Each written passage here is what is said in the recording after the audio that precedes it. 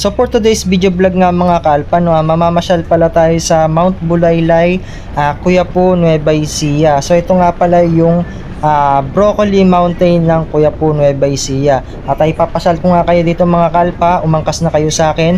At kung bago pa lang kayo sa aking munting channel, huwag niyo sana kakalimutan na i-click yung subscribe button, pati na rin yung notification bell para sa tuwing nag-upload po tayo ay lagi kayong ma-notify at lagi kayong updated. At simulan na natin.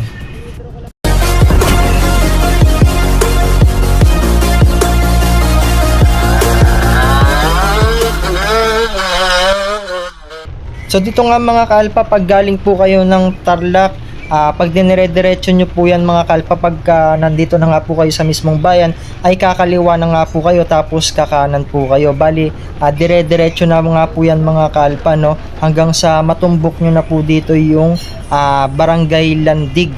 Ayan mga kalpa, mas maganda po i-google map nyo na lang po dahil hindi naman po kayo malilito dito mga kalpa. So i-search nyo lang po sa Google Map yung Mount Bulaylay, Quiapo, Nueva Ecija. So sa dulo ng video natin mga kalpa ay mag-drone shot po tayo dito para makita nyo po yung ganda ng Broccoli Mountain ng Quiapo, Nueva Ecija.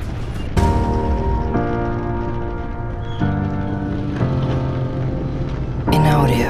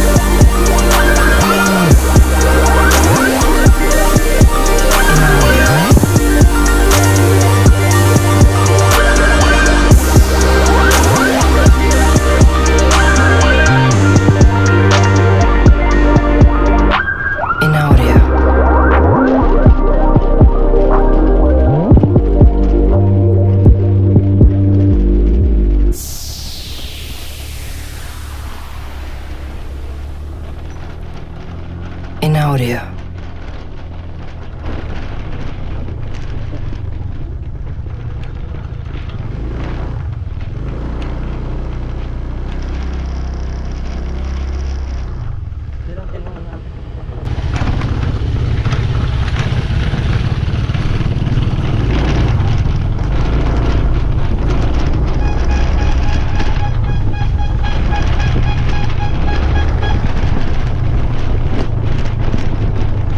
Good morning po. Te, pwedeng iakyat yung motor sa Mount Bulaylay? Ay, bawal po. Bawal.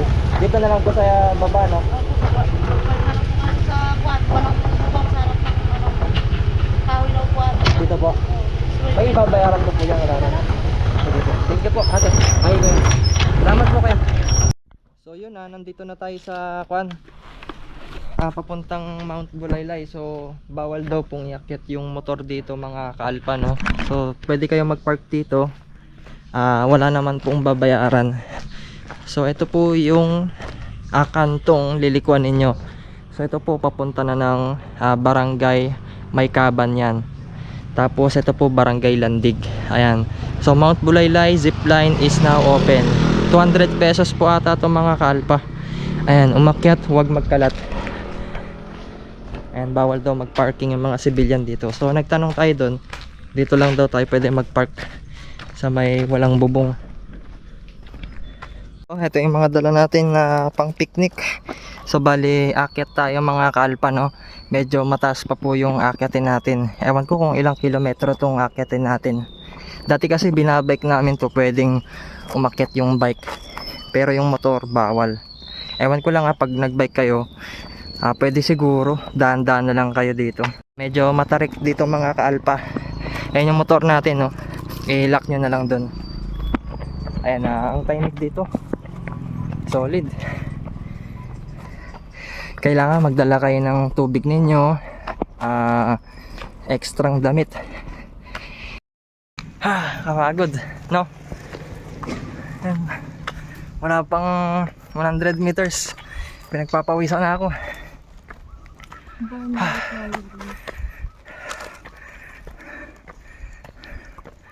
Solid. Bawal daw hawakan yung mga estatwa dito. Ito yung sa Dallas Supper eh. Dati wala to eh. Ayan si Jesus Christ. So yun mga kalpa, wala pa tayo sa kalati. Hiningal na ako. Grabe.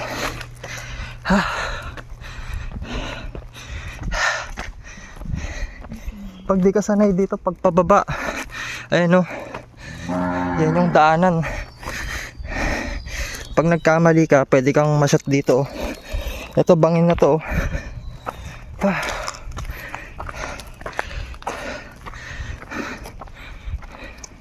So yun mga kalpa, ayan. Ito Station of the Cross yung mga yan. Kaya pala may mga ribulto. Ayan, kung Catholic kayo, pwede po kayong pumunta rito, no?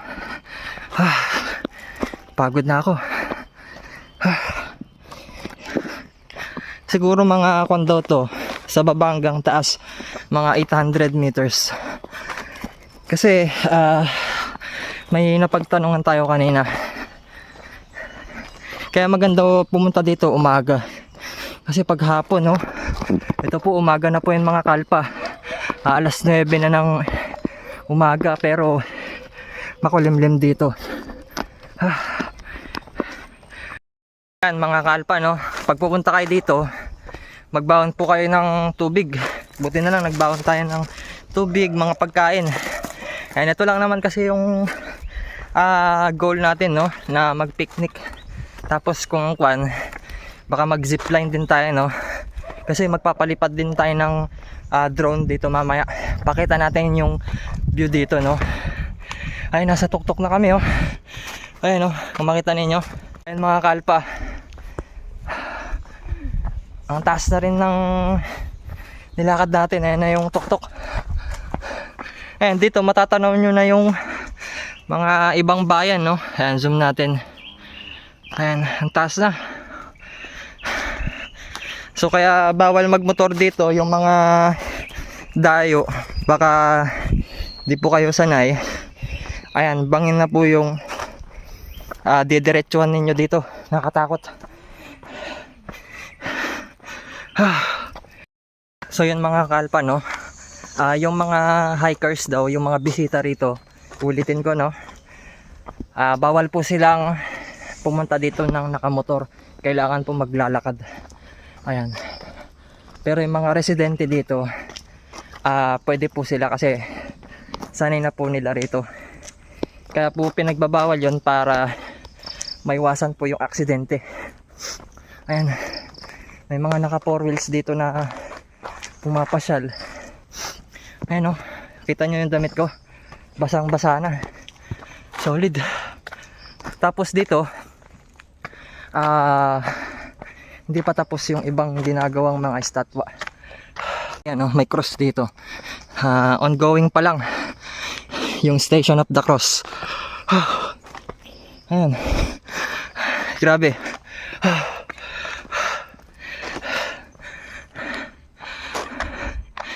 Yung mga kalpa, no, ito dito na yung sa kaliwa, yung sa zipline, medyo malapit na tayo. Tapos pagkakanan kayo, dito pa yung pinakatuktok. Pahinga muna tayo rito. So dito mga kalpa, no, suggestion ko lang sa inyo, mas maganda po pagka lalakarin ninyo para masulit ninyo yung pag-akyat nyo ng bundok, lalo na kung mahilig kayo mag-hiking, tapos exercise nyo na rin, no. So yun mga kalpa, nandito na tayo sa tuktok. Yun na yung tower nila rito, no. So check natin kung may tao dito na mag-operate ng zipline. Solid. Ayun yung zipline, dito pala sa kaliwa. Kanyan, sa signal ng kanyan mga sim, baka globe.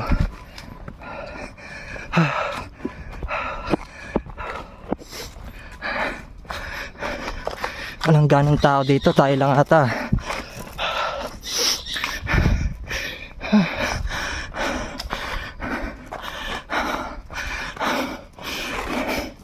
Ayan, kung mapapansin ninyo, medyo basa pa yung lupa rito. Umulan kasi kapon. Buti hindi ganong maputik.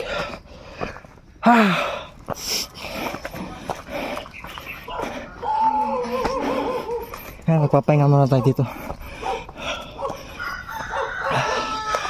May tao, may nakamotor.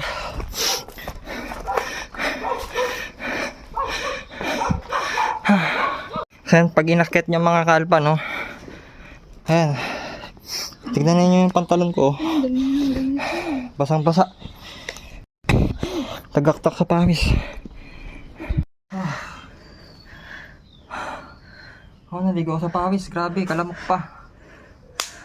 Tanginang kalamok. Mga kalpa, no, walang katawa-tao dito. Ayan, walang nag-ooperate. So pag doon naman kayo pupunta, hindi nyo ma-enjoy, no. Ayan, parang medyo mababa doon, parang ito yung pinakamataas dito. Ayan, no. Yung, di ba, kumaliwa tayo, ito yung sa zipline. Pag kumanan kayo, iba na po yung daan nun, iba na yung view nya. So kailangan kakaliwa po kayo para matanaw nyo po yung napakagandang view dito sa taas. Ayan, tanaw na tanaw nyo yung paniki dito, yung kuya po, anaw. Ayan, no. So merong nakamotor dito, baka tulog pa. Ayan, pagkakuan nagra-radyo sila rito. Ayan, try natin magpalipad ng drone. Kaso nakakatakot, baka mawalan ng signal kasi may mga tower dito. Madaming tower. Baka mawala yung telemetry nya, yung signal. Tsaka baka e-bird attack, no. Pero ganun pa man, try pa rin natin, no, para mapakita natin yung ganda ng view dito. Bahala na kung mag-fly away yung drone natin. Ayan. So dito, kanina tumatawol-tawol yung mga aso. Ang technique dyan, bigyan nyo lang ng tinapay, no. Ayan. So ayan, nung napakain na natin sila, di na sila tumawol.